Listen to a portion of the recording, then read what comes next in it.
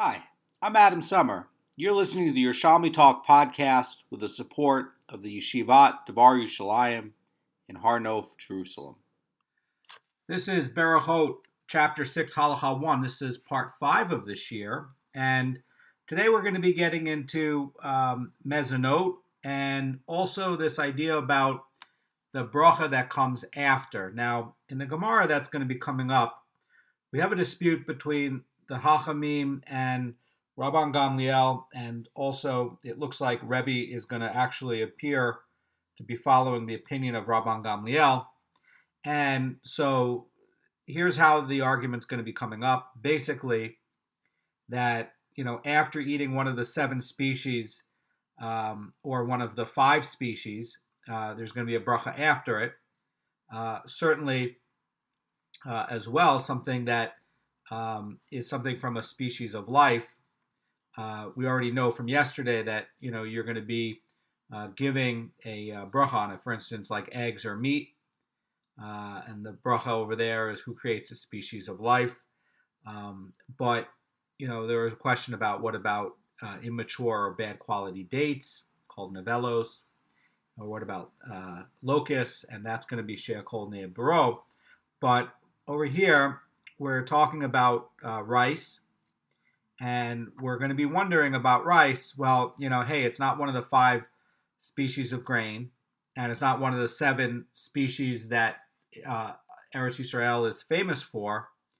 So, is there going to be a bracha after you eat jellied rice?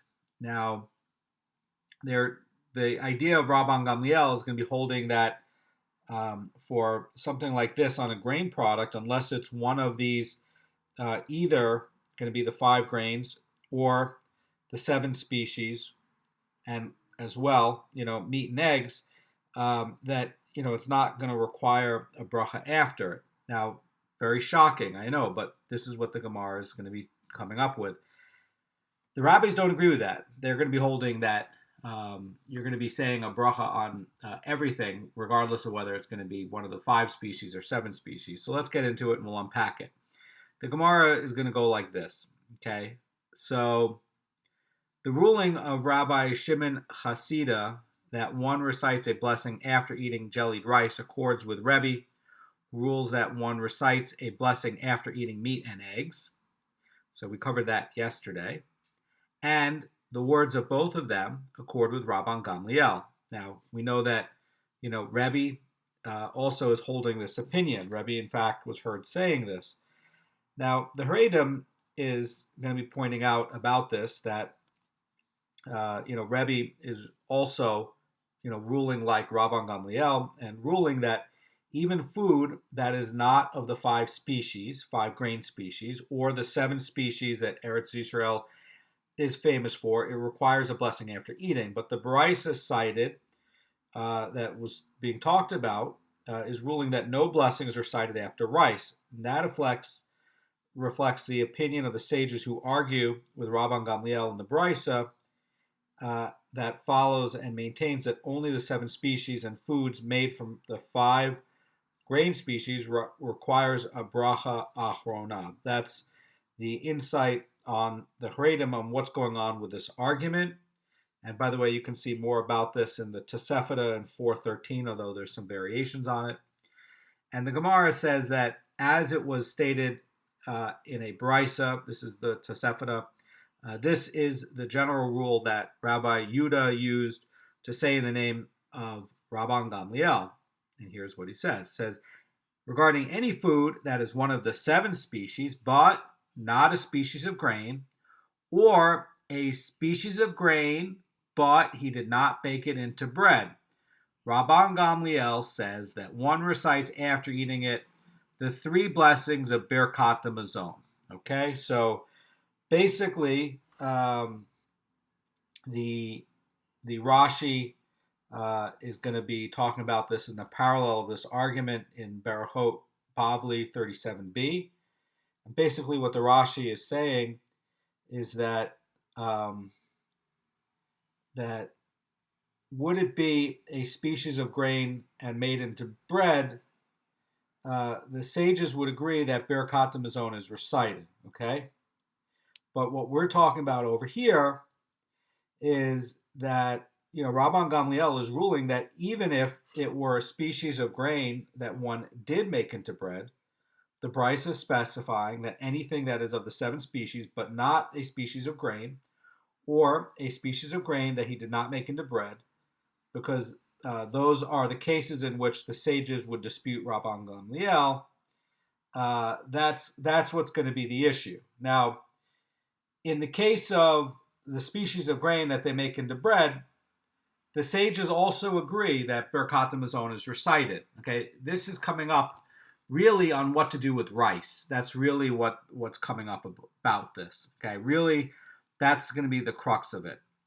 The Gemara, and that's really what the disagreement is on. It's going to be eating rice or something like rice. That's not going to be one of the 7 species.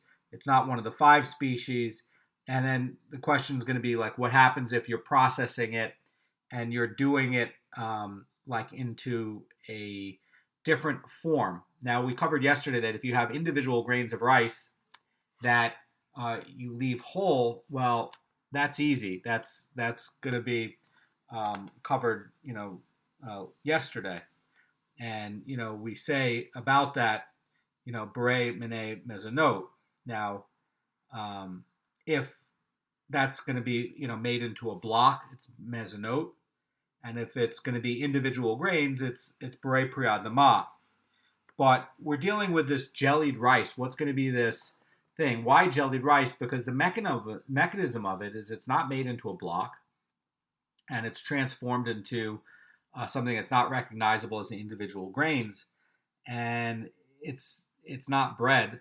So bread, you would be reciting, a different bracha on it. You'd be reciting Mezonot. The problem comes up with this jellied rice. Now, there's going to be other cases with other kinds of things that you could produce like this that would become problematic, perhaps with millet or other kinds of grain. But this is a food staple where they're jellying the rice, and I've seen it before in China, and definitely in Japan, and I've eaten the mochi many times, and I've eaten the jellied rice in China many times, and it's very delicious. But it's a real thing. Rice has a different quality when you boil it and then you start to pound it, that it turns into something that's very gooey, and it's homogeneous. Okay, so you don't have individual grains, but it's not a bread. It's really its own thing. The Gemara is going to continue, and it's going to say, but the sages say that one recites 1 blessing abridgment of 3, and with regards to any food that is not one of the 7 species or a species of grain, Rabban Gamliel says that one recites a blessing before and after it, but the sages say that one recites a blessing before eating it, but not after it. So in the dispute, Rabban Gamliel is holding that all foods required a blessing after, and Rabbi Shimon Hasidah and Rebbe are also going to be agreeing with Rabban Gamliel on this, but here's the big but, okay? They're holding that only the 7 species and food made from the 5 grain species requires a blessing after eating it. And the brisa above is ruling that no brisas were cited after the rice, and that would reflect this opinion. Now, that's going to be a big question on it. So you can also take the rice and you can make it into a porridge. In Chinese, it's called kanji. And it's like a breakfast thing. Something similar to it is like oatmeal in the West. But you can boil it down where also it's not going to be recognizable as individual grain anymore. It sort of changes the character of the rice. And so now we're going to be talking about these different kinds of porridges. Again, these are basically nuggets of logical ideas for us to learn from. This is not telling you what the halacha lemaisa is. And if you want to know the halacha lemaisa, you can go check the Or Chaim on this. But Anyway, Shulchan Aruch is always going to give you the halacha lemaisa, and the Or Chaim, is a great resource. So anyway, on porridges, Rabbi Yaakov Bar Idi said in the name of Rabbi Hanina, anything that is in the form of a cooked flour dish or in the form of a scalded flour dish and is one of the 5 species of grain, one recites over it Beur, Menei, Mezonot, and after eating it, one recites the one blessing abridgment of the 3. So what is this talking about? This is saying that, hey, if you have flour or maybe you have grits, like in the South in America, they'll have grits. And they also can make the grits out of the 5 species like wheat. And so if you're taking, like oatmeal or something like that, again, the 5 species are going to be wheat, barley, spelt, oats, and rye. That's really what it's going to be talking about, okay? And the question is going to be, that, okay, you have some grains in the 7 species. You have wheat and barley in the 7 species. And Rabban Gamliel on that would require Birkat Hamazon. Rabbi Yaakov Bar Idi over here is ruling in accordance with the sages who hold that one recites afterward the one blessing abridgment of 3. Now, I want to point out that in Bavli 44a, the parallel, it's a little bit more succinct, and the same ruling by Rabbi Yaakov Bar Idi is going to be over there in the Bavli 44a, Rabbi Hanina. Okay, same argument, all right? But basically what's happening is if you have the grains that are included in the 7 species, so if you're having wheat and barley, Rabban Gamliel on this porridge would require Birkat Hamazon. And Rabbi Yaakov Bar Idi and in the Bavli, Rabbi Hanina, who are ruling in accordance with the sages, they would hold that after one recites the one blessing abridgment of the 3. That's the idea. Now the Gemara is going to ask a question and say, as for anything that is in the form of the cooked flour dish or the form of the scalded flour dish, but is not one of the 5 grain species, but instead made from rice or millet or legumes and beans, in Vietnam and in South China, they'll take a mung bean. It's a type of legume, and they'll dry it, and then they grind it up into a powder, and then they use it to make noodles out of it, just like rice noodles. And so you can take this ground bean and process it into many other kinds of things. You can make it into a flour. Anyway, over there, they'll take this ground bean flour and turn it into noodles. They're pretty good, actually. Anyway, so in the case that you have something that's like made from rice, perhaps you would have corn from America or millet or legumes. Rabbi Yaakov Bar Idi did not discuss which blessing would be used. In other words, in the Gemara we just talked about, he didn't address about for rice, right? What would we be doing for jellied rice?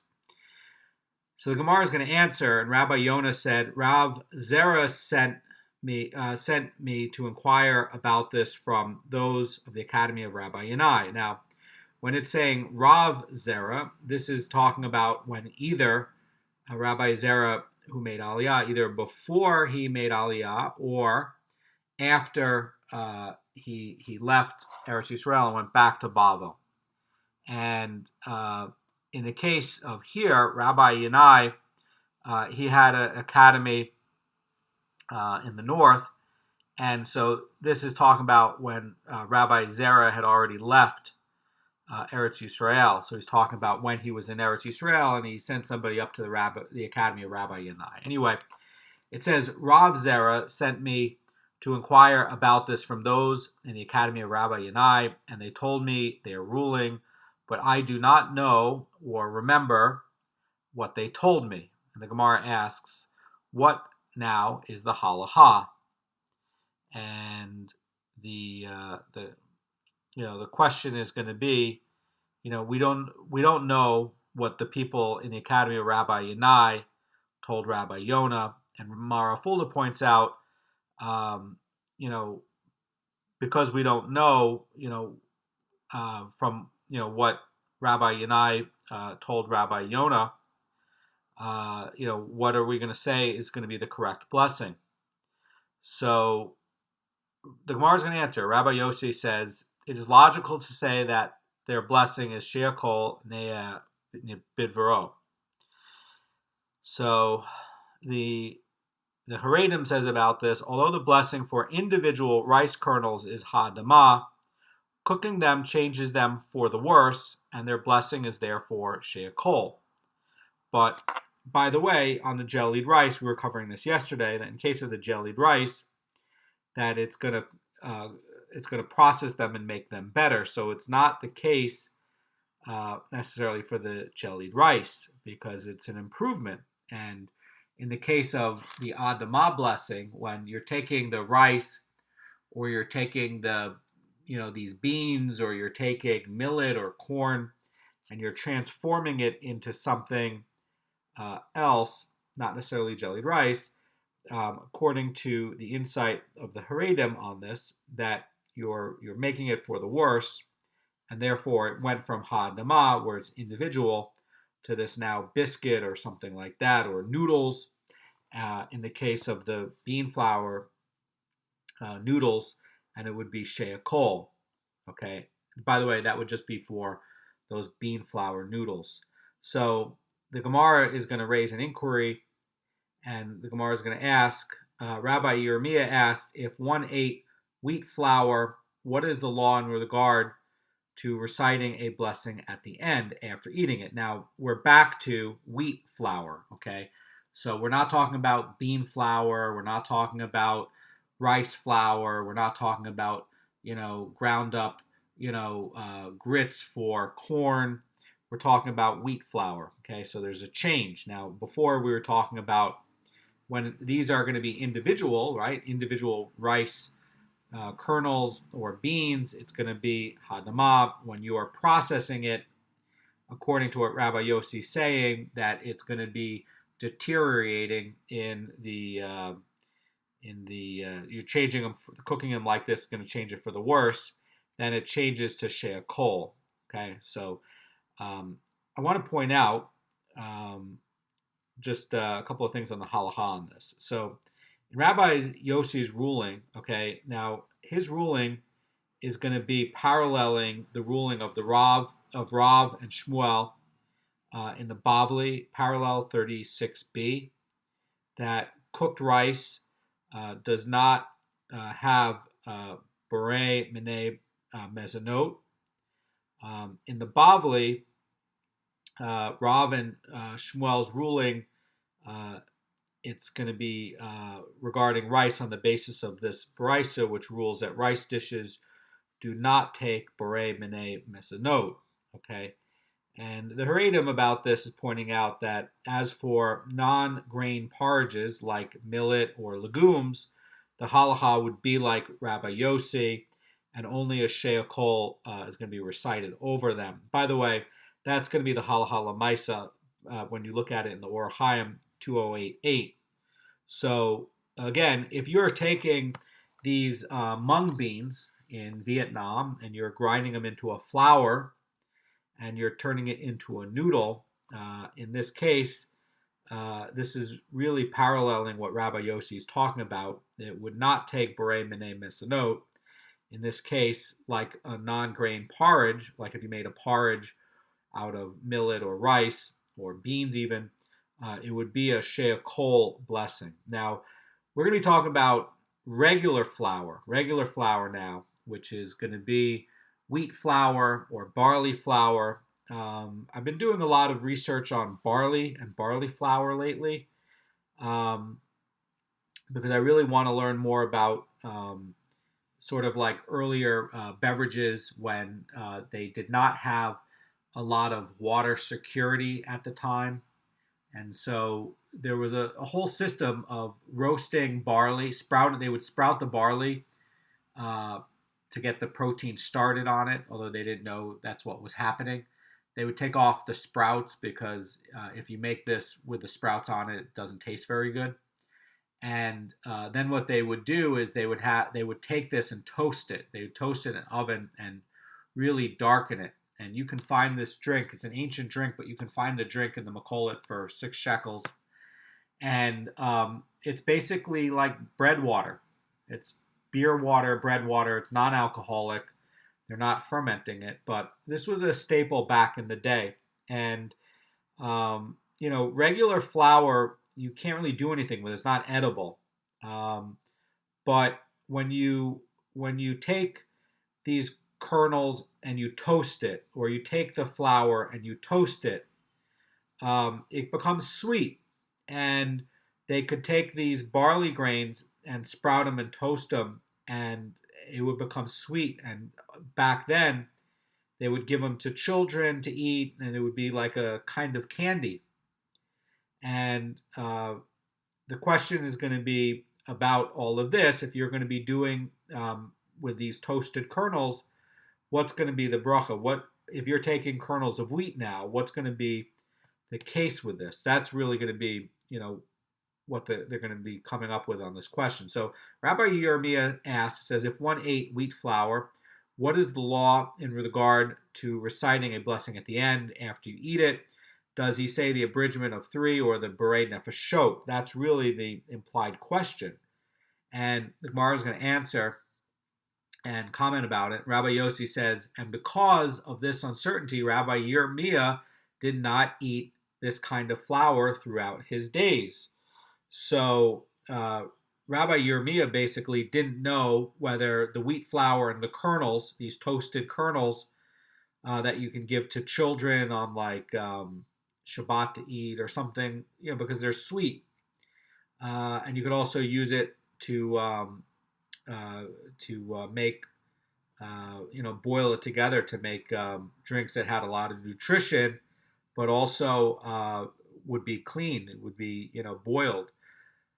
So he didn't know whether you would be saying the abridgment of the 3 or the Berechot. So because he didn't know the blessing, he didn't eat them. Now, why are we putting this in here? Why are we putting the story in here? Well, this story here is really showing you that, hey, for your own midot, look at these great men. In this one case, this one sage wasn't sure which it was, so he refrained from it. And that's a lesson for us, for Derech Eretz, that, we have to be careful. And if we're not sure for something, we should follow like what Rabbi Yerushalmi is saying. We should refrain from it. So in the case of, what this question is going to be, this question is going to be based on this premise of, that the bracha rishona for flour is going to be Borei Pri Adama. But the question is going to be whether it's going to be she'akol, because it's being transformed, and because it's like a flour now that's being roasted or something. So it would be clear that the bracha achrona on wheat flour is not going to be the abridgment of 3, but Berechot. And by the way, that's going to be echoed from the Shulchan Aruch and the Orach Chaim 2084. The idea is that Rabbi Yerushalmi's question is based on the premise that this kind of flour, if you have the bracha in the first part, where it's going to be Borei Pri Adama, and then the halacha would require she'akol. And so then the bracha achrona on this kind of wheat flour would be Berechot. It would not be the abridgment of 3. That is going to be a little bit complicated about in that case, because again you're transforming it, and that's what makes it tricky. The Gemara is going to comment further about this, and it's going to say that there is no need to refrain from eating a food because of a doubt as to the blessing, except in a case such as this, where the doubt concerns the blessing that that comes after you eat it. the idea, says the Haredim, is that there is no general bracha achrona that includes all foods and which could be recited even in the case of doubt. Hence, if one does not know the correct bracha or achrona on a particular food, one must refrain from eating it. And if there's an uncertainty regarding the food's bracha rishona, one may recite the general she'akol blessing, which includes all the food that is taught. That's going to be coming up. But the problem on this is going to be the bracha rishona, or the achrona. They're not sure which blessing comes after. Now, after they mention the abridgment of 3, the Gemara raises a problem with its text. And the Gemara says, why does one end the abridgment of 3 by mentioning only the land of Eretz Yisrael and not Jerusalem as well? So in the abridgment of 3, it's because it has 3 biblically indicated blessings in Berechot Mezonot. The first one is where it says the blessing for the one who nourishes. That's Berechot Chazan, and that's going to be abbreviated to say for the nourishment and sustenance in the case of the grain products. And then you have also for the tree and the fruit of the tree, that's going to be in the case of the 7 species. And then the second blessing, where it's going to say Berechot Haaretz, is going to be the blessing of the land of Israel. That's going to be shortened to say a desirable, good, and spacious land. And then the after blessing, where it says Berechot Yerushalmi, it's going to be the blessing of Jerusalem, is going to be a bridge to, have mercy, Hashem, our God, on your people and on Jerusalem, your city. Now, the Gemara is noting that when the main part of the abridgment of 3 alludes to all 3 blessings of Berechot Mezonot, its concluding clause, which says, "Blessed are you, Hashem, for the land and for the nourishment, for the land and for the fruits," alludes only to the first 2 blessings, the nourishment and Eretz Yisrael. So the Gemara is going to be asking, says the Haredim, why does the Gemara conclude the clause not with mentioning Jerusalem as well? That's going to be the question. In other words, it says, the Gemara says, why does one end the abridgment of 3 by mentioning only the land and not Jerusalem? The Gemara is going to answer. The Gemara is going to say, in the abridgment, it becomes like the Berechot Mezonot of laborers, which ends only with a mention of the land, that's Eretz Yisrael, but not Jerusalem. And there was a brisa that taught that laborers who are performing work for their employers, they recite the first blessing of Berechot Mezonot in its entirety, and then they incorporate the blessing of Jerusalem into the blessing of the land, and they conclude the second combined blessing with a mention of the land. So basically the question is going to be, hey, when do laborers recite this short version of Berechot Mezonot when they work for money? That's going to be the question. In other words, when you have these abbreviated blessings that mention Eretz Yisrael and Jerusalem, we shorten the concluding clause by omitting Jerusalem. And the mention of Eretz Yisrael is enough because it also encompasses Jerusalem. That's the idea. And we also find that in the pattern, for laborers, that it has this as well. That's what this Gemara is basically saying. And the Gemara says that if they work only for their meals, or if the employer was eating with them, they recite all 4 blessings of Berechot Mezonot in their entirety. So, since the workers, in this case, says the Rashi in the Bavli parallel 16a, are going to be compensated with food, they may spend more time on their religious obligations. But in a case where they are paid for the day's work, they are obligated to work a full day for their employer, and they must fulfill their religious obligations in as little time as possible. That's going to be the idea there. So the Gemara is going to continue. It's going to say the Gemara has assumed that the abridgment of 3 ends by mentioning food and Eretz Yisrael, but not Jerusalem. The Gemara is going to have an opposing opinion on this. And the Gemara says the scholars of Rabbi Yanai's academy rendered the end of the blessing like the formula of the blessing itself. And it means that basically their version of the last clause includes all three themes of the abridgment of three, including Jerusalem. That's going to be the idea over here. Now, the Gemara is going to continue to discuss the text of the abridgment of three. The Gemara is going to ask, what is the law with regards to mentioning in the abridgment of three the prayer that reflects the occasion for Shabbat, the festivals, and Rosh Chodesh? That's going to be the question. In other words, that in the day of Shabbat, the day of the festival, the day of Rosh Chodesh, what's special about that? Well, in the temple, they bring a musaf. They bring a musaf offering. And we know that the prayer over there is going to be, like what we're doing in the Amida today, and that this extra prayer is going to be, reflecting the nature of the day, not only in the Korban in the temple, but also in the Amida. We covered that in chapter 5. So the question is going to be that, hey, in this abridgment of three, which is going to be a shortened version of the blessings of Berechot Mezonot, do we also have to include these, additional occasions, like if we're doing on Shabbat? That's going to be the question.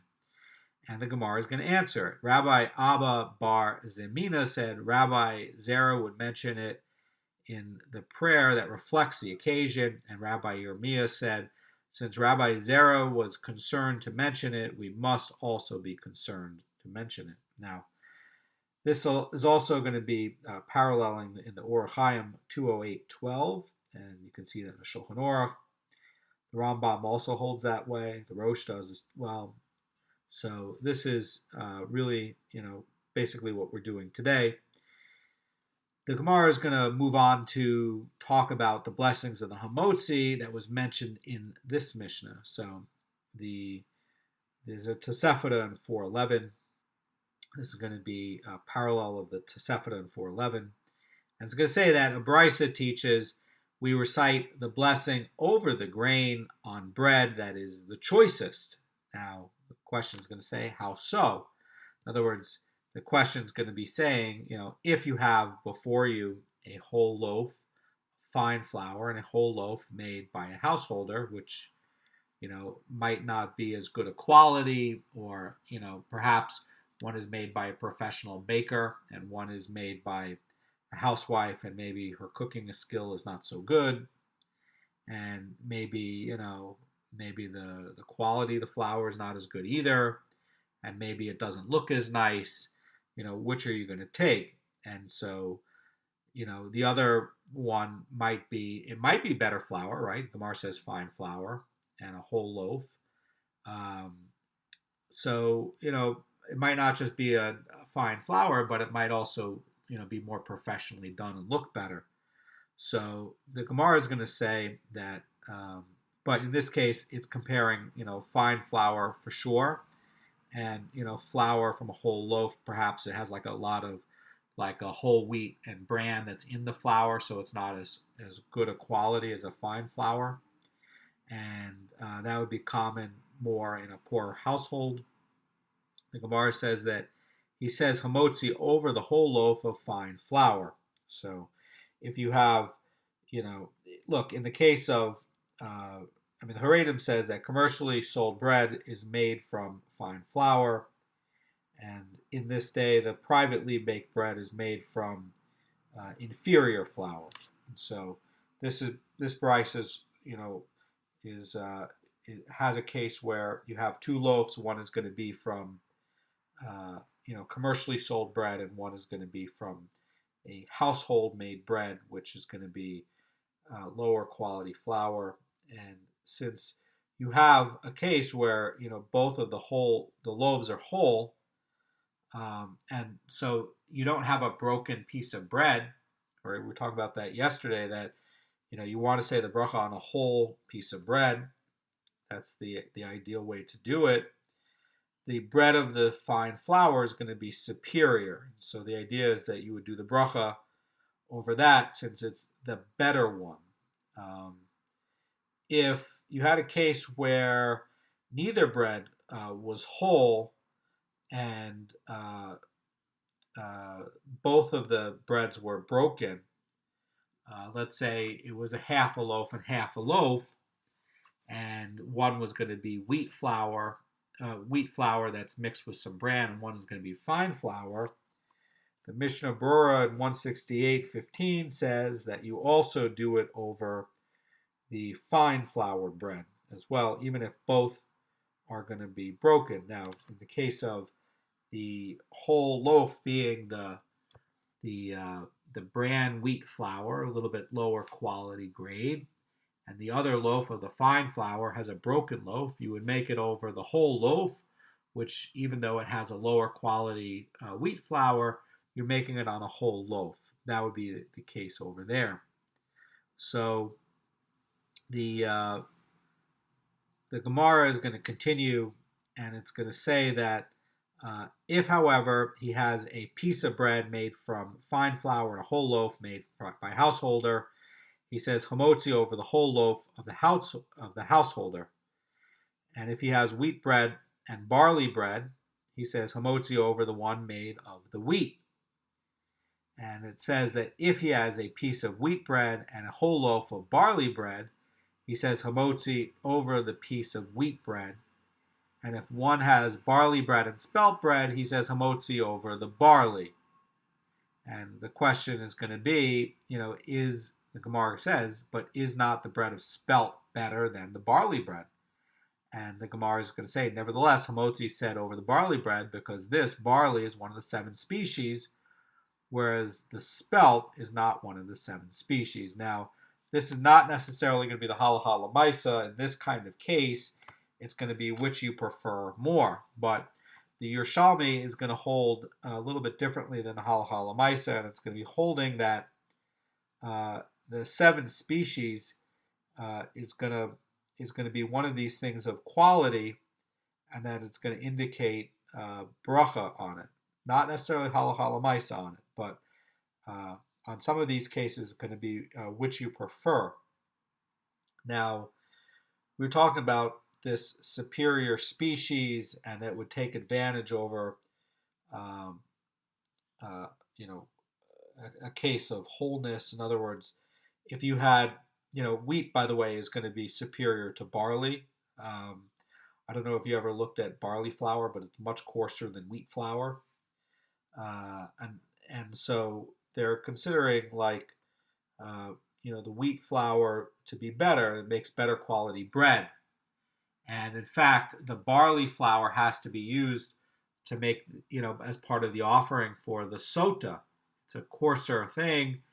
And generally barley, is used as like animal food, right? Wheat is generally going to be human food, and barley is generally going to be animal food. So it's fitting that it's going to be reflective in the offering for the sota.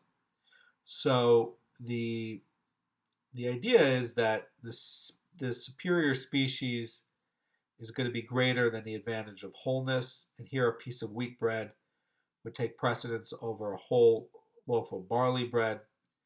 And even though the Brisa taught that a whole loaf of inferior flour precedes a piece of bread made from fine flour, this would show that wholeness is more important than quality.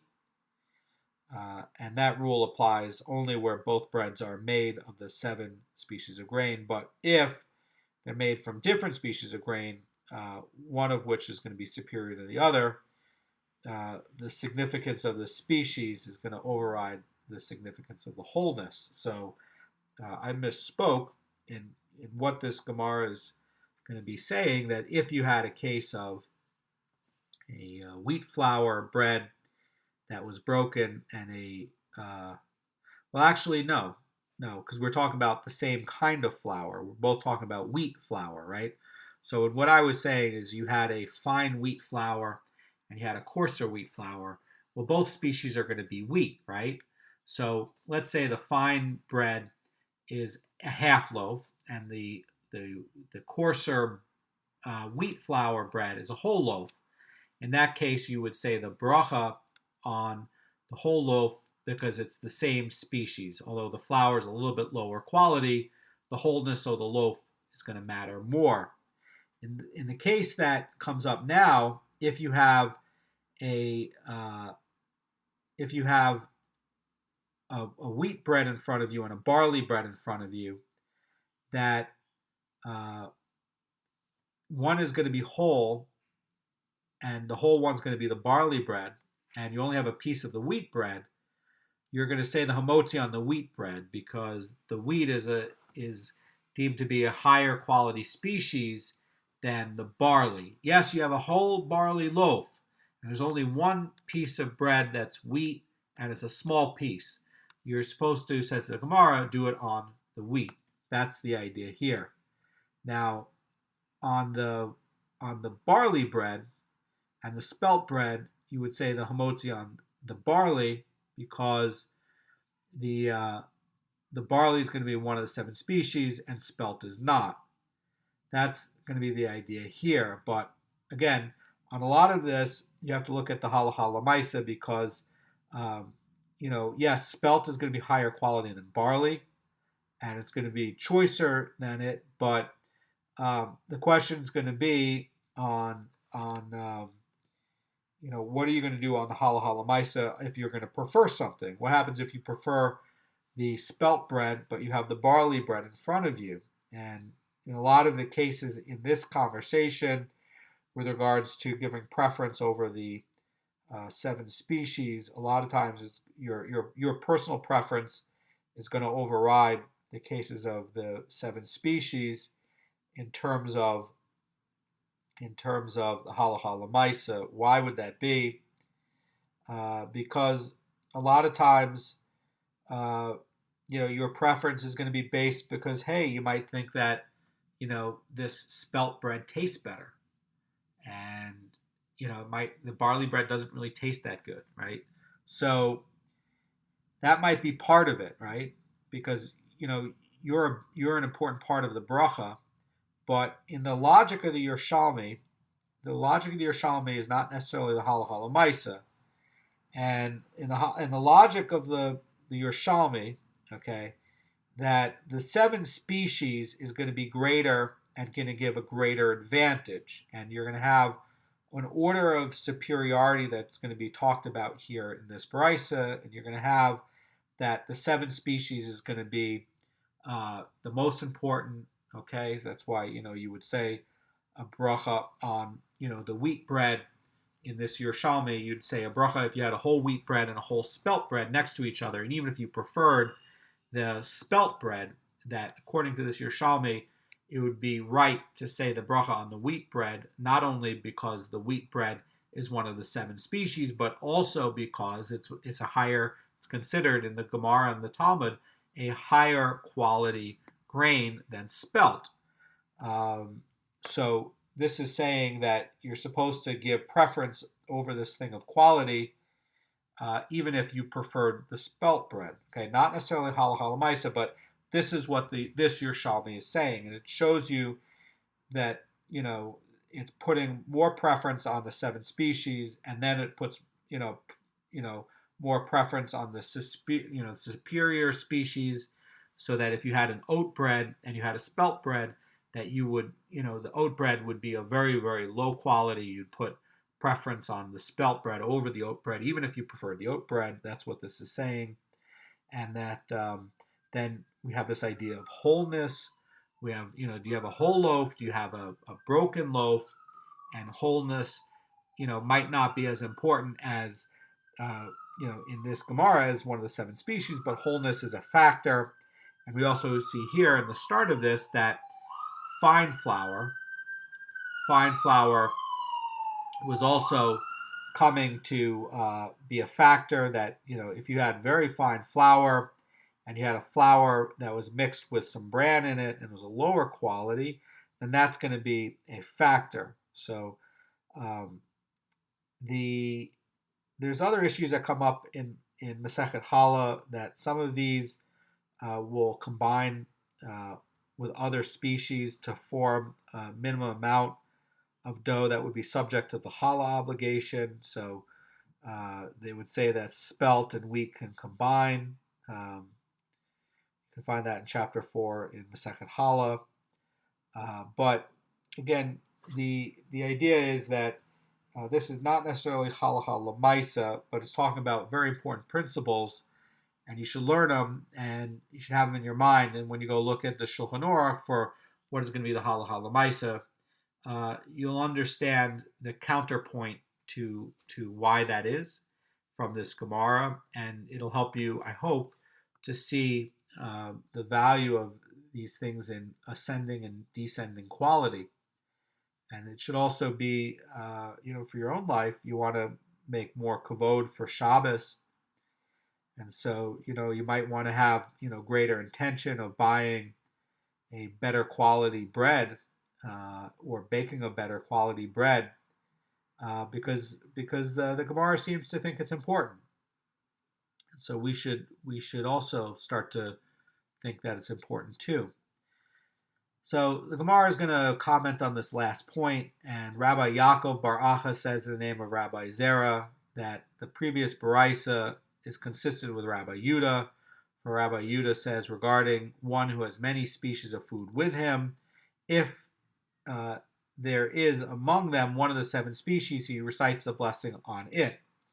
So this is also where you're going to be taking, like if you have different foods in front of you, and you have some that are not in the 7 species and a couple that are. This is saying that if you should start the bracha for the food with the 7 species. Now, there's an argument with Rabbi Yudah with the sages, and the sages are saying that on the food you take that which you prefer.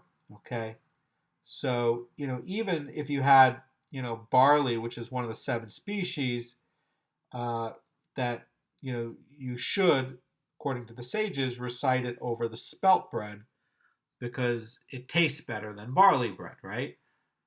So in this Yerushalmi is going by Rabbi Yirmiyah, and it's holding that the 7 species is going to be one of the determining things about whether you're going to give preference on a bracha. According to this is not according to the sages, right? But this does help you to realize the importance of the 7 species. And then we're going to get into another case, okay? It's the next logical case. And the Gemara says, if one has tamei bread and tahor bread, Rabbi Chia Barva says hamotzi over the tahor bread. So what would be the case about, if you have very low quality barley bread, but it's tahor, very high quality wheat bread with extra fine flour, but it's tamei? Well, you would take the barley bread. Why? Because there are a lot of people in Kohanim or people who are going to be getting ready to go make an offering that need to stay tahor, and so they would have a problem eating the tamei bread. That's going to be the idea. Also, you might not want to eat the tahor bread because if you're going to be following the rules of Ezra, well, you have to refrain from learning Torah until you go to the mikvah. And if you become tamei from the food, depending on the level of tuma, you might become tamei only after you go to after the nightfall, and maybe it's early in the morning and you want to learn some Torah and you become tamei for the day. So it makes problems with your learning and prayer. Now there's going to be another ruling on the matter. If one has tamei bread of fine flour and tahor bread of inferior flour, Rabbi Chia Bar Abba, in the name of Rabbi Acha, says he says the blessing on whichever one of them he prefers. Now, why would that be? Okay, that would be in a case where perhaps the person's not a Kohen, perhaps the person is not making an offering today, perhaps he already learned Torah, perhaps it's already close to sunset, and he doesn't want to eat this tahor barley bread that's low quality, he wants to eat the nicer bread. Well, if he's not a person who's concerned with eating the keeping Torah right now, then he should take the other one. So there's no contradiction between this and that. In this case, you would take the one that you would prefer. Now, the advantage of the fine flour and the advantage of the Torah are going to be equal, says the Rosh Cirilio, and therefore Hamotzi can be recited over either one of them. But again, it depends on if this is going to be a person who's going to be careful to avoid eating tamei food. Now, some of the tamei food can give you problems if you have to do things dealing with kedusha later, and so if you have a Kohen who is tahor and he eats tamei food, he has a problem. So the question is going to be, if the Gemara is going to cite a three-way dispute as to, which blessing is going to be recited before eating palm shoots. Now, you can find in the grocery store in cans, you can find hearts of palm, and a lot of times they'll put them into salads and things like that. And it was, this is the Middle East, so palm grows all over the place. So this was a thing where they were eating the early shoots of it. And again, we still even eat it today. You can find it in the grocery store in cans, in the canned item area for hearts of palm. Now, it says, as for palm shoots, Rabbi Yaakov Bar Acha says in the name of Shmuel, one recites over it the blessing of Borei Priya Etz. And since it's going to be edible, it's going to grow from a tree, the blessing is going to be Borei Priya Etz. That's going to be the idea. There's going to be a second opinion. Rabbi Chalafta ben Shaul taught the following brisa. One says the following, She'akol nieh bidvaro. That's going to be another opinion. There's going to be a third opinion. Rabbi Yeshua taught the following brisa. One says the blessing Borei Menei Deshayim. That's going to be where it's going to be that finer point like we talked about in the Mishnah, where it's going to be saying who creates a species of herbage. He put in the Mishnah there was a further category that was in there that was even more than like ha'etz or ha'adamah. So they're putting in here that it's going to be the subcategory. And the Gemara is going to comment on the last opinion. The brisa of Rabbi Oshaya disagrees with it. For the brisa of Rabbi Oshaya states, and these are the species of herbage over which one recites Borei Menei Deshayim. So what are going to be those barachas? This is going to be also, you can find this in, by the way, Yerushalmi in Kalayim 5:7, and it's going to be the globe of the artichoke, and we know that in the winter time that you have the artichokes. Those are the green ones, and it's not the Jerusalem artichoke, it's the big round green one. And the mallow, that's going to be another one. I don't know what mallow is. You have to check the commentary on it. The demua, the Rosh Cirilio says that the identity is not known. It does come up in Kalayim, but the identity is not known. And the thorn bush, and there's going to be the question is going to be, well, what is going to be the thorn bush? In other words, there are four species that require the blessing of Borei Menei Deshayim, which is a subcategory of fruits of the ground. I don't know what mallow is. I don't know what demu is. Thorn bush, I'm not sure which that is. I don't know what it is. But definitely the palm shoot, the heart of palm is not in there. But interestingly, the artichokes are. And basically, since the Brisa mentions only, these species for which you would need for Borei Menei Deshayim, the palm shoot is not in there, and therefore it would be like what Rabbi Yaakov Bar Acha says, which is going to be saying one recites over it Borei Priya Etz. So learn something there about artichoke that I didn't know. One of the things about this is that I find it very deep that it's trying to force you into thinking about uh, the bread and the things that are in front of you.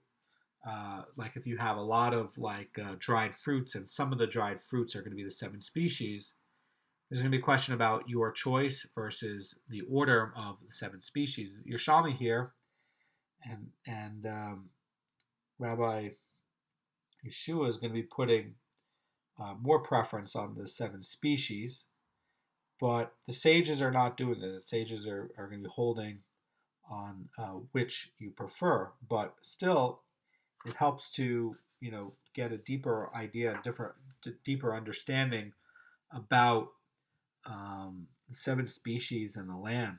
So I find it very interesting, and I think that it also can be a useful tool to help us to think about getting better loaves and better quality food for Shabbat. Maybe you want to have more of the 7 species around your Shabbat table. Maybe you want to do that on purpose.